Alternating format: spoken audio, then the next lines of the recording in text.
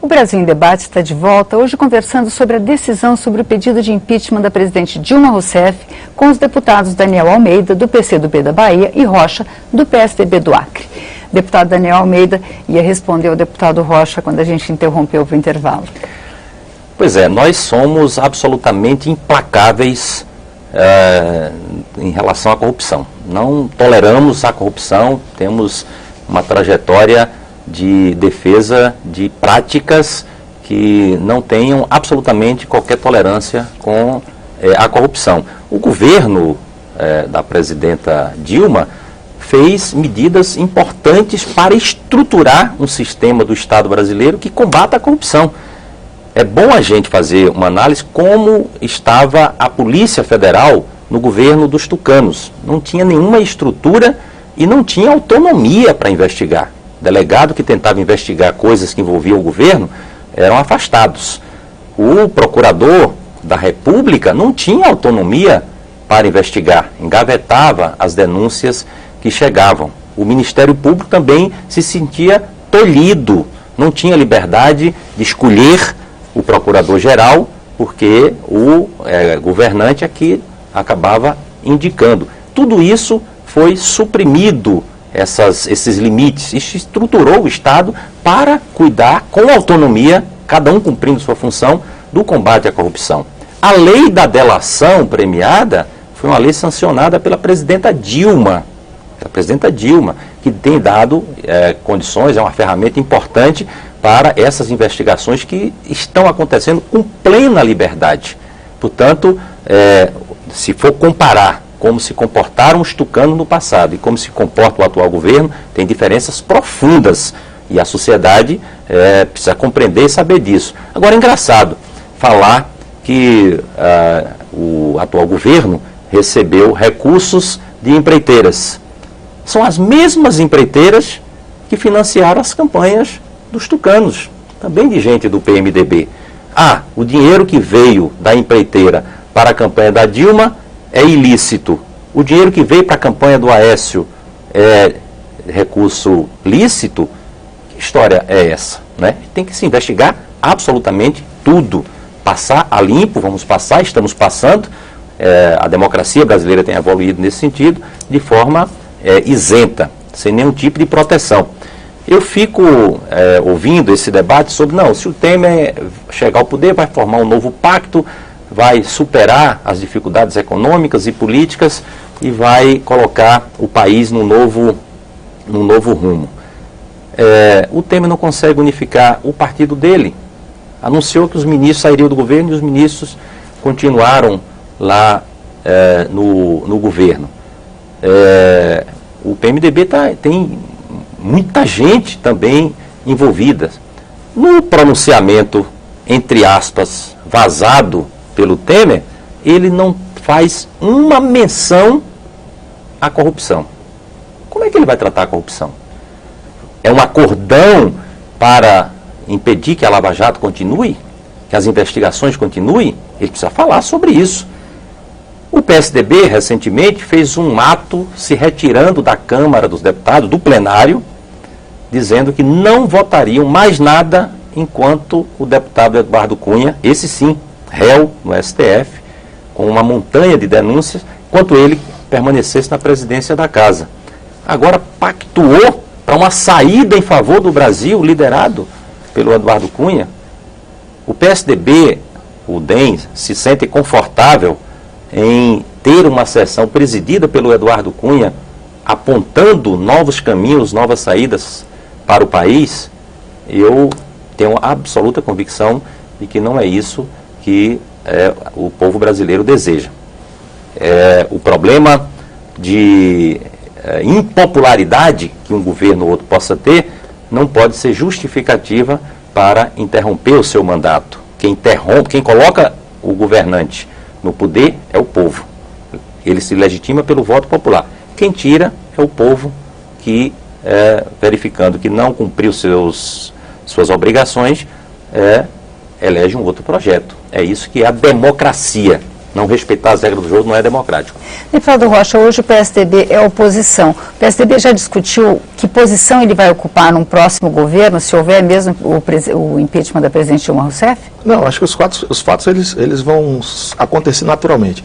O que eu digo é o seguinte, a defesa do presidente Fernando Henrique eu não preciso fazer porque o PT passou aí 14 anos, com ampla maioria na Câmara, no Senado, nomeando a maioria dos ministros hoje do Supremo, né, nomeando os procuradores da República.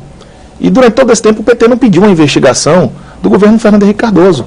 O PT não tentou investigar, e os aliados, PCdoB, PSOL, Rede, esses partidos, aliás, a Rede nem existia, não pediram uma investigação do presidente Fernando Henrique Cardoso. Não sei se porque acreditavam que o Fernando Henrique não devia nada, ou se simplesmente não foram competentes para isso, porque incompetência tem demais nesse governo.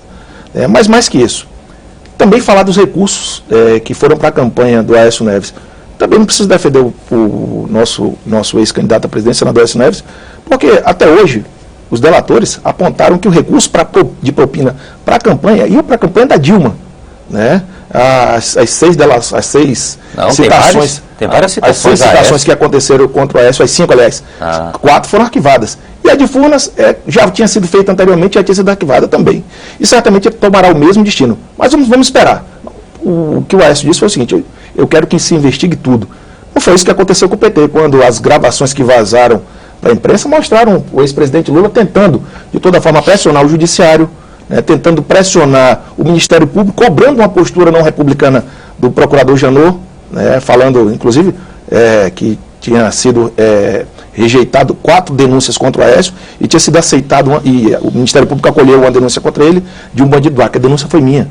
Né. Então, o que acontece é o seguinte: o PT, essa coisa de procurador, engavetador-geral da República, ela não condiz com a prática. O PT e aliados têm o discurso da ética, mas a prática não é da ética. A prática é o que nós estamos vendo aí no nosso país, o balcão de negócios que se transformou. Com relação ao presidente Eduardo Cunha, não vou fugir a nenhum tema. O presidente Eduardo Cunha, ele não tem o apoio do PSDB. Não foi o PSDB que negociou por mais de 3 meses com o Eduardo Cunha para ver se a bancada do PT fechava, e aliados, fechava ou não com a cassação deles. E aí só depois que o Eduardo Cunha tomou uma decisão ou não. Isso aí foi uma discussão do PT e aliados com o Eduardo Cunha. O PSDB não participou de nenhum debate, nenhuma discussão, nenhuma negociata com o presidente da casa. O PSDB já tem uma posição fechada, né, em plenário, na votação de um possível pedido de cassação do presidente Eduardo Cunha. Né? A posição é pela cassação. Assim como a posição dos nossos membros lá no Conselho de Ética. Do PT e dos aliados, por um bom tempo, ficou em dúvida. Né? Porque estavam negociando para saber qual era a melhor saída. Então, é bom que se diga. Nós não somos nós da oposição, que hoje confundiu a oposição. Né? Tem o PMDB na oposição, tem os partidos que eram da base do governo hoje fazendo oposição a esse governo. Que eu acredito que cai agora com o impeachment, mas que se não cair não tem sustentação, porque não tem base. Acabou a base. Deputado Daniel Coelho, como é que fica depois, não aprovado o impeachment? Como é que esse novo governo que a presidente Dilma promete, com uma reforma ministerial, como é que fica aqui a negociação dentro do Congresso, esse país dividido como está? Como é que o senhor acha que fica essa nova fase do governo? Olha, sem dúvida, pós essa deliberação, no domingo, nós temos que pensar num novo momento, virar a página desse ambiente de paralisia em que o país se encontra, fazer o Brasil funcionar.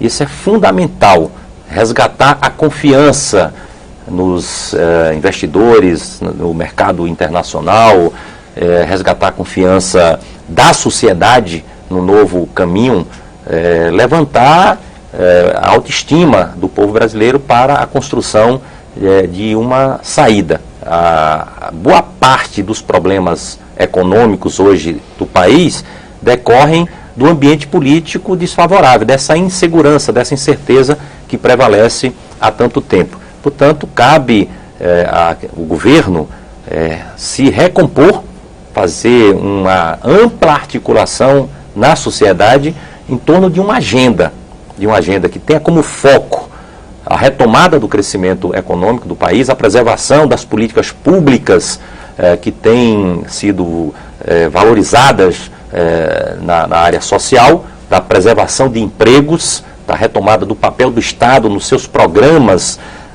de infraestrutura, portanto, terá que haver uma nova repactuação, que passa, naturalmente, pelo Congresso, por uma governabilidade articulada no Congresso, mas principalmente trazendo setores da sociedade que estão afastados desse processo. Acho que, se o resultado for outro, da aceitação do impeachment, e o Temer assumir, ele está respondendo também um processo de impeachment, que está tramitando na casa por decisão do STF. Ou seja, nós só geraremos uma expectativa de mais longo prazo em relação à situação do Temer. Com qual base social ele faria uma pactuação? Com que base política? Não é? Se há profundas divergências em vários partidos da oposição hoje. O PSDB tem uma divergência enorme sobre como se comportar no novo governo Temer. Serra tem uma posição, o Alckmin tem outra posição, o Aécio tem outra posição. Qual a capacidade de pactuação política que o Temer poderia ter? Eu já disse aqui e repito, ele não consegue fazer isso. Dentro do PMDB, faria isso na sociedade e no ambiente político nacional? Não tenho a menor dúvida, né, que não teria capacidade de fazer, mesmo porque ele teria que cuidar da defesa do próprio impeachment que estaria tramitando. E eu não posso imaginar que o PSDB e outros partidos, diante da mesma causa que deu origem ao acatamento do pedido de impeachment da Dilma, só teria uma posição: votar também pelo impeachment do Temer. Não teria outra forma de se justificar perante a opinião pública se não fosse nesse caminho, nessa direção. Muito obrigada, deputado Daniel Almeida. Muito obrigado, deputado Rocha. O Brasil em Debate termina aqui. Você pode rever ou compartilhar este e outros programas na nossa página, câmara.leg.br/Brasil em Debate. Obrigada pela audiência e até a próxima.